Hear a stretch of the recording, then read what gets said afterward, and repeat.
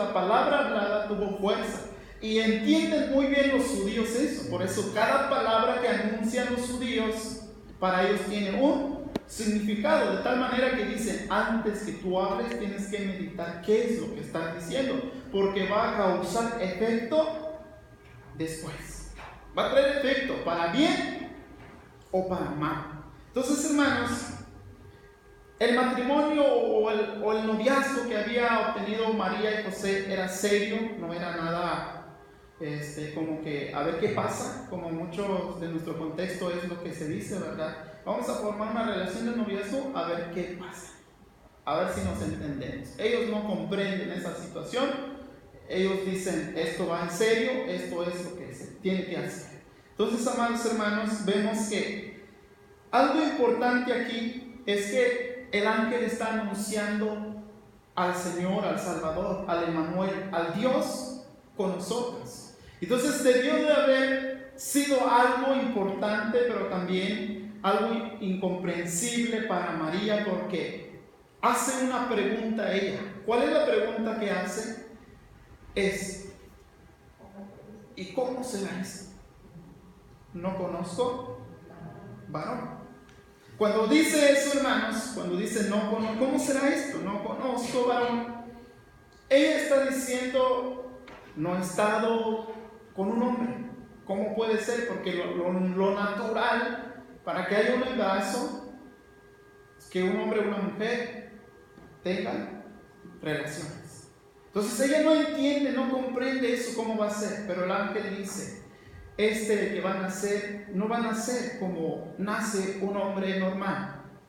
Va a nacer a través del Espíritu Santo. Y me imagino que no comprende María tampoco eso, porque si hubiéramos sido nosotros, pues tampoco lo comprenderíamos, porque hasta la fecha algunos médicos atacan eso porque no es posible. ¿Cómo es posible? Sí, porque nuestra mente es finita, está muy corta, no podemos ver más allá, pero Dios, que creó el cielo y la tierra, Él sí puede ver las cosas más allá de lo que nosotros vemos. Simplemente hay que decir lo que dijo María. Y ella dijo, yo soy la esclava del Señor, que haga conmigo como ha dispuesto y tú me has dicho. ¿Qué tenemos que creerle al Señor? De que Él ha dado un llamado para nosotros. El tema de esta mañana es instrumento escogido por Dios. Y quiero entrar en esto, hermanos. Les pregunto, ¿ustedes creen que en esa aldea de Nazaret solamente María era virgen ahí? ¿Ustedes creen eso, hermanos? Seguramente no. ¿Ustedes creen que María hizo algo impresionante, algo grande delante de Dios para que Dios, sí la voy a... ¿Ustedes creen que hizo algo María respecto a él? Tampoco, hermano, no hizo nada. El llamado del Señor es un llamado soberano. Es un llamado único. Pero cuando Él llama es porque nos quiere usar para su propósito. Puse algunas cosas aquí. Es como los hermanos del grupo de alabanza tocan aquí. Me imagino que cuando compraron sus instrumentos ellos fueron y vieron y checaron, pero había más guitarras allí, había más bajo allí, y no sé por qué no se trajo lo primero que vio, porque anda buscando, porque este músico busca para lo que él quiere, para su propósito. Entonces, amados hermanos, Dios nos busca para su propósito. Y ahí entramos, hermanos, a ver que qué hermoso es de que el Señor nos haya mirado a nosotros. Creo que todos venimos de diferentes pueblos, de diferentes ciudades, de diferentes colonias, de diferentes barrios. Y nos preguntamos, ¿cómo es que Dios puso su mirada en usted y en mí? ¿Por qué no puso su mirada en el vecino al lado que quizás ahorita está en malos caminos? ¿Por qué no ha puesto su ojo en él? La pregunta es, ¿por qué puso su ojo en mí? ¿Qué hice yo de bueno? ¿A poco soy tan bueno? Y nos vamos dando cuenta que realmente no hicimos nada. Simplemente Dios llegó y nos escogió que seas un instrumento para Él. ¿Y cómo nos damos cuenta de esto, hermanos? ¿Cómo sabemos que? A veces decimos, es que yo escogí a Dios. Y Juan 15:16, los invito, hermanos, a que me ayuden a leer San Juan 15:16.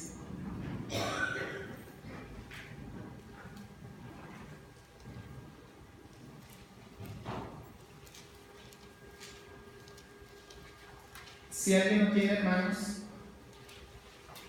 No me elegisteis vosotros a mí, sino que yo os elegí a vosotros, y os he puesto para que vayáis y llevéis fruto, y vuestro fruto permanezca, para que todo lo que pidáis al Padre en mi nombre, Él os lo dé. No me elegisteis vosotros a mí, sino que yo os elegí a vosotros. El Señor nos eligió, así como el Señor eligió a María para que a través de María naciera Jesús. Y nosotros nos llama como un instrumento al propósito que Jesús fue enviado. ¿Cuál era el propósito en que Jesús fue enviado? El ser que nacerá en ti se llamará Jesús, porque Él salvará a su pueblo de sus pecados. ¿Para qué nos está llamando el Señor en este tiempo en que vivimos, hermanos? Por lo mismo y de lo mismo. Nos llama el Señor para que seamos nosotros portadores de su palabra y que anunciemos en que Jesús y en Jesús hay salvación. Esa es la tarea nuestra. Pero tenemos que decir cada uno de nosotros, como dijo María, yo no entiendo qué es lo que quieres decirme con esto, que voy a tener un hijo a través del Espíritu Santo, pero hágase conforme a lo que me has dicho y conforme a tu voluntad. Quizás cuando alguien nos dice, usted, hermano, fue llamado para compartir el Evangelio, pues ay, hermano, no entiendo cómo está eso. Pero deberíamos de decir, no entiendo, pero Señor, hágase conmigo conforme a tu propósito y conforme a tu palabra. Debe ser, hermano, nuestras respuestas a ello. Por eso, amados hermanos, cada uno de nosotros debemos sentirnos privilegiados porque el Señor nos ha llamado para su servicio. Nos ha llamado como un instrumento. Si nos damos cuenta, hermanos, después que creció Jesús, algo impresionante va a pasar. Sabemos que María en ese entonces, cuando ella quedó embarazada y Jesús nació, seguramente fue una alegría en el corazón de ella, en el corazón de José. Pero tenía que esperarse algo que iba a pasar. ¿Qué es lo que iba a pasar? Cristo iba a cumplir el propósito para el cual había venido: salvar al mundo, salvar a los hombres de sus pecados. Aquellos que los eligió, aquellos que los llamó, tenía que cumplir, porque no iba a quedar a medias la salvación, porque no se podía obtener la salvación por obras, por hacer algo, no se podía. Se tenía que hacer un sacrificio completo y total, y entonces Jesús tenía que cumplir todo eso. Y Hebreos dice, hermanos, Hebreos capítulo 5, versículo 8 al 9 dice: y aunque era hijo, a través del sufrimiento aprendió lo que es la obediencia, y habiendo sido perfeccionado, vino a ser autor de eterna salvación para todos los que lo obedecen. Estas palabras, aunque él era hijo, a través del sufrimiento, aprendió la obediencia. Vamos a ver algo importante aquí, hermanos. María fue feliz. ¿Y cómo creen que se sintió María al momento de ver a Jesús en la cruz?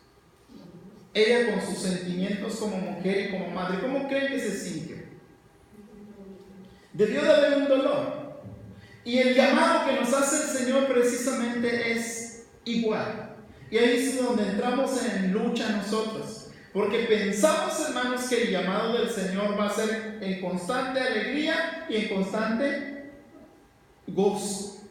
Pero no es así. El Señor nos llama porque nos envía en medio de los lobos. Dice, yo los envío en medio de los lobos. A veces el llamado del Señor como que es un poquito complicado, porque en algunas veces Jesús dijo también, el que quiera venir en pos de mí, niéguese a sí mismo. Y en otro pasaje dice, tome su cruz y sígame.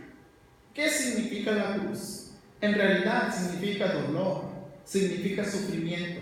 A eso el Señor nos ha llamado también. Pero sufrimiento, ¿cómo? ¿Sufrimiento como para lamentarnos, hermanos?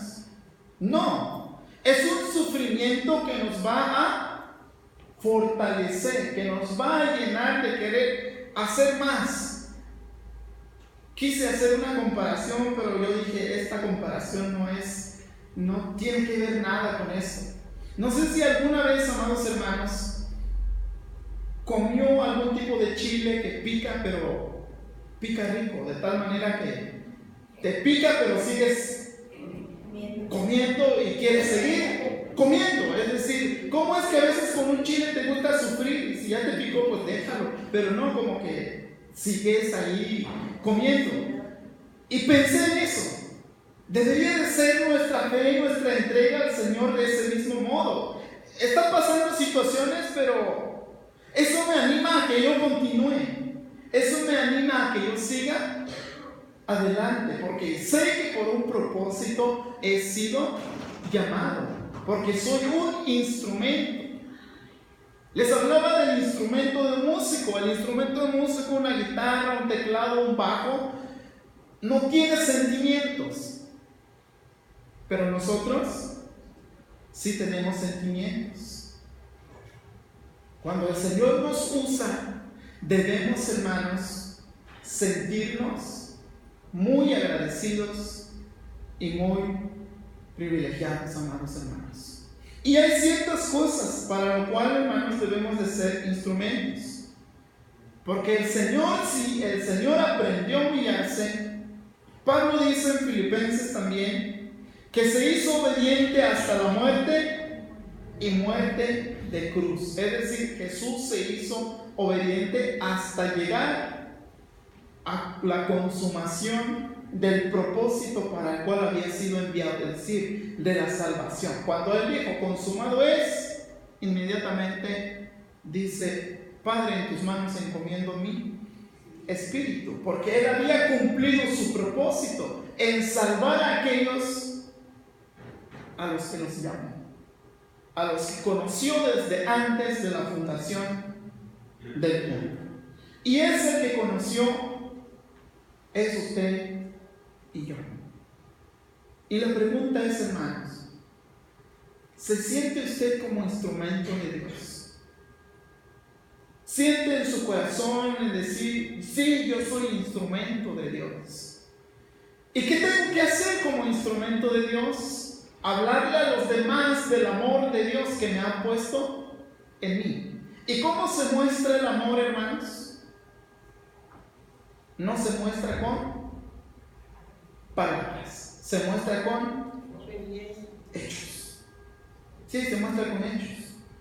Y es mejor los hechos, porque los hechos son muy cortitos, pero significan mucho. Porque las palabras, cuando hablamos de amor, dense cuenta de algo, hermanos, siempre cuando hablamos de amor, nos extendemos. Y alguien decía, expláyese, diga todo lo que sienta. Y cuando hablamos de amor hacemos eso. Pero a la hora de la práctica, todo eso es lo que dijimos, se va disminuyendo y de tal manera como que no nos empiezan a creer. De tal manera como que ya no nos quieren oír porque pues da mucha palabra, pero muy poca práctica. Hace poco escuchaba un pastor, un maestro del seminario, decía: hermanos, yo voy a hablar nada más 30 minutos, decía en clase. 30 minutos voy a hablar porque después de 30 minutos empiezo a inventar. Y él decía, ¿por qué esa razón decía él? Porque después de muchas palabras a veces me doy cuenta que a veces no se hace lo que se dice. Entonces el amor, hermanos, es práctica. No es simplemente teoría. Pero sí tenemos que conocer la teoría. ¿Cuál es la teoría del amor? ¿O de dónde viene el amor que tenemos en el corazón? Viene de Dios. Porque Dios es amor. Si queremos ver, hermanos, que el llamado nuestro no es necesariamente una felicidad, un gozo, sino para algo muy especial y que la tenemos que entender simplemente obedeciendo a Dios, los invito, hermanos, a que abramos en nuestras Biblias en Hechos capítulo 9.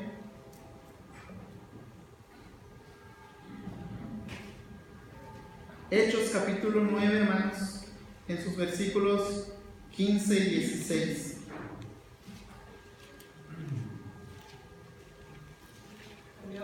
Si alguien ya lo tiene, si me hace favor de leer. El Señor le dijo: ve, porque instrumento escogido me es para llevar mi nombre. El 16. En presencia de los gentiles y de reyes y de los hijos de Israel, porque yo le mostraré cuánto le es necesario padecer por mi nombre. Está hablando del apóstol Pablo. Y el que está escribiendo dice: ve, porque instrumento escogido me es para llevar mi nombre en presencia de los gentiles y de reyes y de los hijos de Israel. Si hubiera quedado ahí el texto, hermanos, yo me emocionaría quizás más, pero el verso que sigue dice: porque yo le mostraré cuánto le es necesario padecer por mi nombre. El Señor nos ha llamado también a eso. Muchos creyentes, muchos profesores de seminarios, muchos teólogos, su teólogo favorito, ¿saben quién es? Pablo. Les gusta mucho estudiar Pablo. Pero cuando leo este texto, no sé si los que son admiradores de Pablo les gusta de Pablo esto, lo que sufrió. Él estuvo 3 veces en la cárcel. Es más, estuvo en la cárcel en sus últimos días de su vida y de la cárcel salió cuando lo fueron a decapitar. Y no sé si los que somos admiradores del hermano Pablo y queremos a veces ser como Pablo y queremos vivir como como dijo el Señor: instrumento escogido me es, lo quiero usar.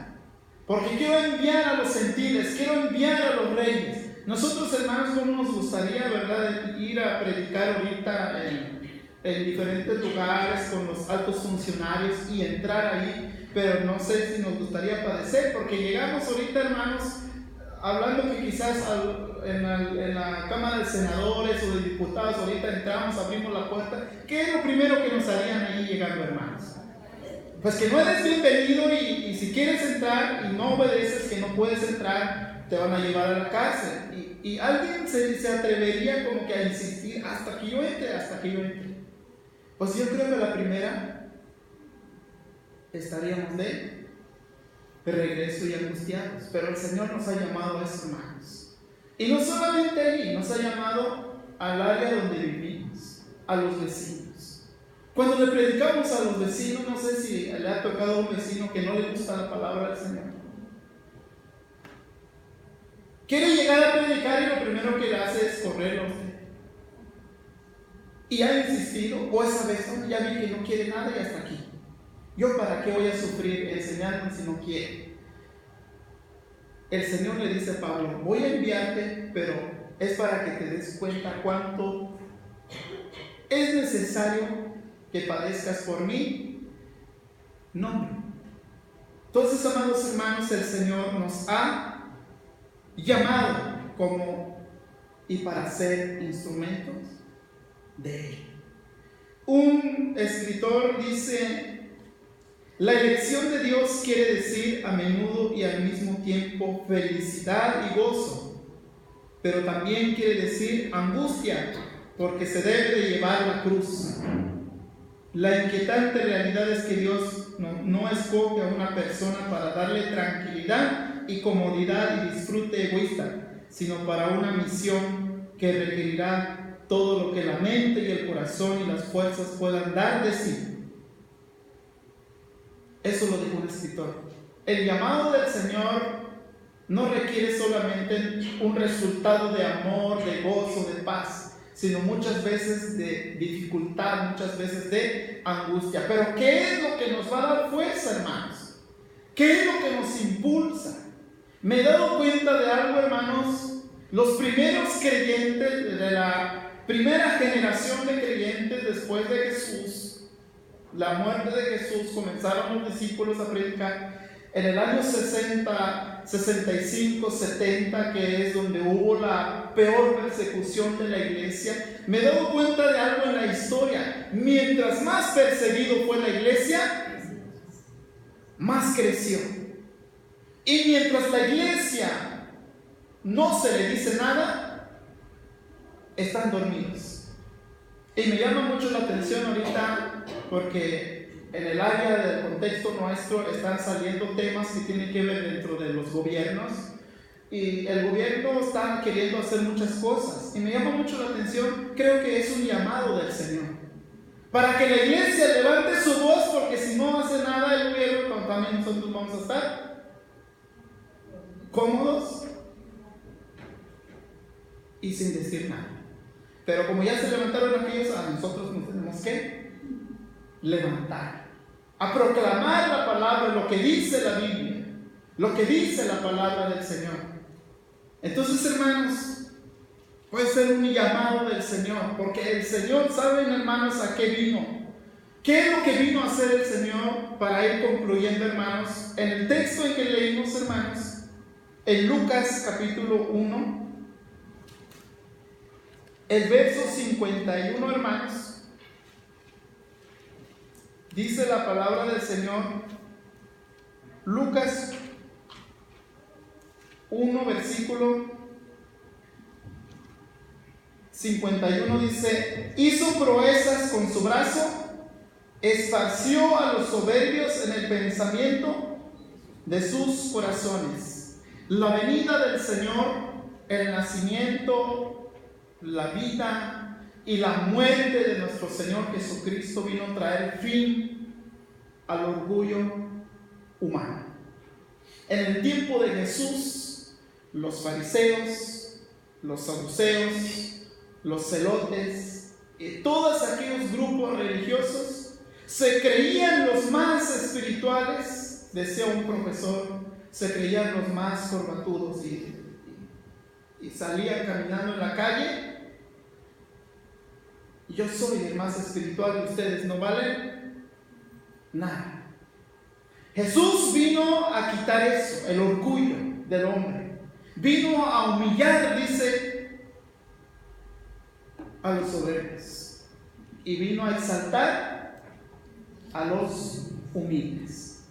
Por eso, hermanos, ¿cómo tenemos que ser nosotros? Tenemos que ser humildes delante del Señor, porque todo lo que tenemos ahorita, la salvación y todo, absolutamente todo lo que hay en nuestras vidas, la hemos recibido por gracia, porque el Señor nos dio su favor. El versículo 52 dice: quitó de los tronos a los poderosos y exaltó a los humildes. También en el tiempo de Jesús, cuando Jesús nació, ¿se acuerdan dónde nació Jesús? el pesebre fue a nacer Jesús. Muy bonita historia cuando se estudia por qué Jesús llegó ahí. Porque nadie le abrió las puertas, porque nadie atendió a Jesús. Pero nos damos cuenta que Jesús vino a enseñar muchas cosas. Más adelante y más después vino a hacer esto.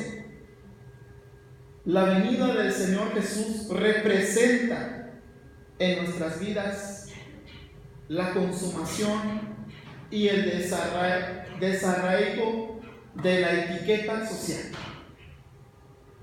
¿Cómo nos conocemos muchas veces en nuestra vida, hermanos? Con una etiqueta social. Casi venimos siendo como productos. Sí, como de la alta calidad y este menos calidad, y este es la merma, ¿verdad?, el que se encuentra ahí. Y delante de Dios existirá eso, hermanos. ¿Se acuerdan qué pasó con Lázaro, el mendigo y el rico? Es muy bonita historia, ¿verdad? Esto significa que delante de Dios no hay una etiqueta social. Jesús vino a quitar eso. Por eso aquel intérprete, cuando preguntó: ¿qué bien hay para entrar al reino de Dios? Dice: ¿conoces los mandamientos? Sí. Amarás a tu prójimo, y casi se dijo todos los 10 mandamientos. Y dijo Jesús: bien has dicho, ve y vende todo lo que tienes y dáselo a los pobres. Y ahí como que ya sintió lo duro de la situación, del llamado del Señor. Pero cuando el Señor nos hace un llamado, amados hermanos, nos hace para quitar todos nuestros orgullos. También el Señor en el versículo 53 dice: a los hambrientos colmó de bienes y a los ricos envió vacíos. También el Señor vino a representar, vino a formar, hermanos, una familia cristiana. Una familia cristiana de donde el que tiene más quiere tener más solo porque quiere dar. No quiere tener más solo para consigo mismo. Y esto, la primera generación de la iglesia, en Hechos lo leemos que ellos lo entendieron extremadamente muy bien. Si ellos caminaron literalmente como dice la palabra, porque dice Hechos que de tal manera vendían sus propiedades y llevaban a la iglesia para que todos los que tenían necesidad se les fuera repartido conforme a las necesidades. Ellos lo practicaron literal como dice acá. Entonces, hermanos, cada uno de nosotros, el Señor nos ha venido a libertar de eso, a libertar de nuestro orgullo, a libertar de nuestro ego, a libertar de muchas cosas, pero también a abrir nuestros ojos para ver a aquel que está necesitado. Por eso esta mañana debemos de decirle al Señor: Señor, quita el orgullo que hay en mí, abre mis ojos para mirar a aquel que está necesitado. Porque seguramente los que estamos aquí, y si estamos sentados aquí en esta mañana, creo que porque tenemos necesidad. Primeramente, necesidad de nuestro Señor. Y es por eso que estamos aquí. Porque si no tuviéramos esa necesidad, estuviéramos ¿en dónde? En la casa, porque es ahí es más cómodo. Pero aquí venimos porque tenemos necesidad. Pero aparte de esa necesidad, ¿le gustaría que usted fuera un instrumento del Señor? Creo que en alguna vez comenté aquí, hermanos,